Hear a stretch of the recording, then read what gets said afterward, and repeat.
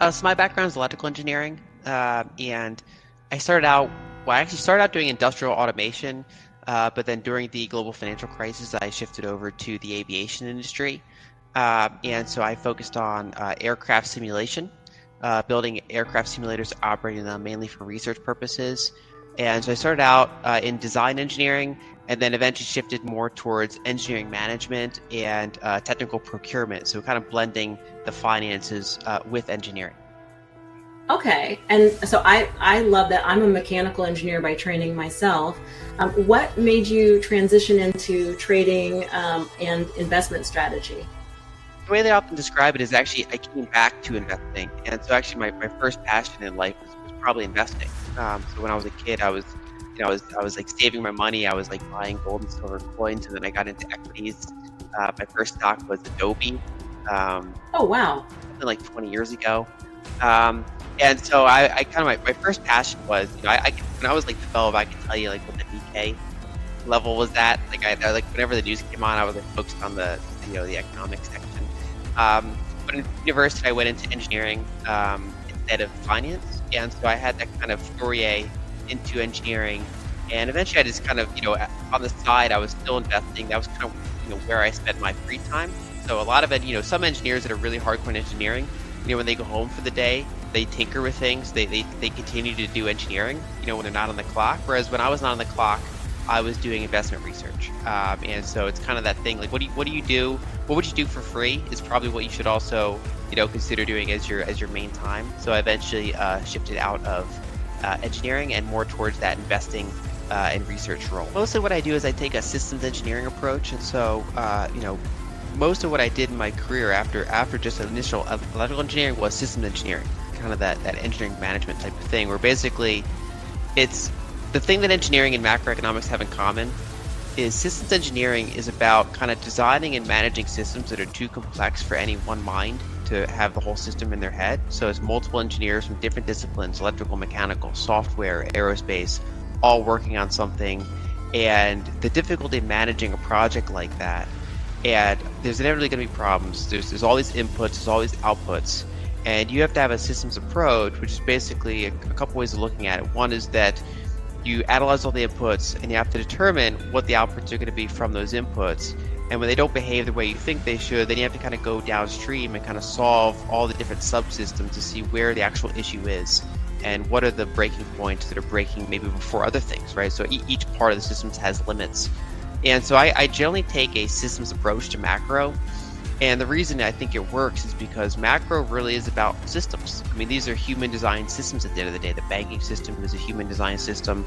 Global settlements are human design systems. Obviously, equities and things like that. These are human design systems, and they have this complex interaction, which is more complex than any of us could possibly take into account. But by having that approach, we can at least, have like an if-else type of framework, which is we start to identify maybe the bottlenecks or the breaking points, and then see, if this happens, then what is likely to follow. Kind of a similar type of approach. So compared to 2008, so 2008 was a big credit problem, and that was like a gigantic private debt bubble unraveling. This one is obviously more of a duration and liquidity and interest rate type of challenge. And so this one's actually fully within the realm of policymaker control. So it's as bad or as easy as they want it to be relative to the other things they're trying to optimize for, which is primarily inflation, right? So at any time, if they were to cut rates and provide liquidity, the banks are fine. To the extent that they want to, keep optimizing for inflation, then some of the weaker banks are more vulnerable to problems. So that's actually what the key difference is they really have the tools to address this one pretty easily, should they decide to. And so I think it's going to be, I think the worst is probably behind us. It's kind of famous last words, but to the extent that it does get worse, they have the tools to then shift back and maybe let inflation run her hot while stabilizing the banking system. So they have a bunch of tools on their plate to be able to handle that. I would still be very careful of small banks. I'd be very careful of kind of the lower end of the regional banks, any sort of highly specialized bank. I'd be careful with banks that have a lot of commercial real estate exposure unless you understand that book in very, very high detail. I'm not too worried about kind of the global foreign banks too much, outside of the ones that are always in trouble.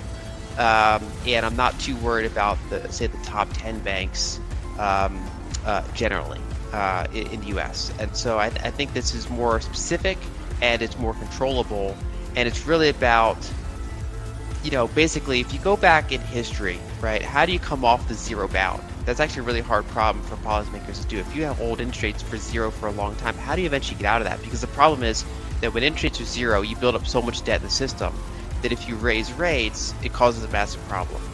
And the last time we were in this situation was actually coming out of the 1940s. They after that Great Depression, they eventually had inflation because they did so much fiscal. It was obviously war related, but they did a lot of fiscal. They created a lot of inflation. They inflated a lot of debt away, and they eventually wanted to come off of that zero bound. And back then, their policy was to let inflation run hot and to come off the zero bound gradually. This time they're taking the opposite approach, where they jacked interest rates up from like 0 to 5% in a little over a year, and so that kind of more ham-fisted approach has led to more bank instability. And they can always walk that back. They can slow it down. They can pause for a period of time, or they can, if they decide to, they can keep jacking that up. And so I think the policymakers going forward are going to balance between that inflation and financial stability kind of set of mandates. And investors obviously have to work around what they think policymakers are going to do there. But I think generally, with so many people talking about it, with so many policymakers looking at the problem, I think it's containable. And I think the thing that people are talking about is the thing that they were all talking about last year, which is energy and commodities. I think a lot of people have assumed that that's just fixed now, that we're completely done with any of our energy or commodity problems forever. It's kind of like last year's news. And while I don't really have an opinion on the next 6 months, like I don't, it really depends on, again, what policymakers do. I mean, if you slow the economy enough, then energy and commodities tend not to be a problem. But I think the issue is the next time they try to have a growth cycle, let's call it the Purchasing Managers Index. Next time you have a big upswing in the Purchasing Managers Index, or economic reacceleration in various forms, however you want to measure it, I think it's likely to come with another wave of inflation, because some of the key drivers of inflation, even though they've been suppressed, have not really been fixed at their root level. I think we still have energy constraints on the supply side. I think we have copper constraints on the supply side. Some materials more than others. But I think those are a multi-year story that are to come in waves. And I think that is, we've all kind of mentally just forgot. And now that oil's pretty cheap again, we've kind of forgot how much actually went into making that happen, right? So we had to draw down the strategic petroleum reserve. We had to put ourselves into what is kind of a near recession so far, and yet oil's still at the level that it is. So imagine what it is if we were to have another economic cycle without any sort of drawdown in strategic petroleum reserves or things like that. So I think that's probably what's not getting the coverage that it should. And the problem is that if it's not getting the coverage that it should, people aren't really working on fixing it as fast as they probably should be, and taking the steps they have to do to give us, 5-year, 10-year, 15-year energy security.